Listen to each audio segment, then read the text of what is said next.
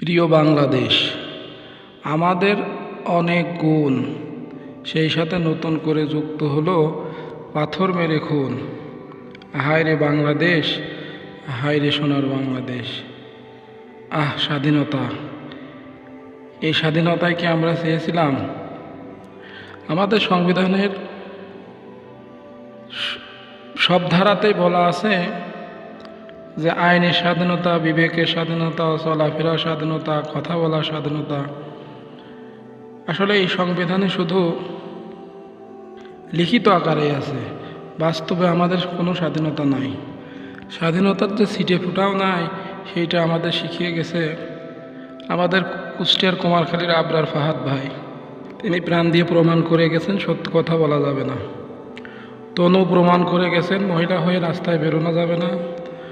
তোফাজ্জল প্রমাণ করে গেছেন শুধু বাপের ভাতের হোটেল ছাড়া অন্য কোথাও থেকে ভাত খাওয়া যাবে না। সর্বশেষে আমাদের সোহাগ ভাই প্রমাণ করে গেল যে চাঁদা না দিলে পৃথিবীতেই থাকা যাবে না। এইভাবে হয়তো আমাদের বিবেকটাই দিন দিন শেষ হয়ে যাবে। আজকে গত দিনগুলোতে ওরা আগামী দিন আমি আপনি হব না, এর কোনো গ্যারান্টি আছে? অথচ একজন মুসলমান হওয়ার দরকার ছিল অন্যরকম। আল মুসলিমু মান সালিমান মুসলিমুন মিন ইয়াদাইহি ওয়া লিসানিহি।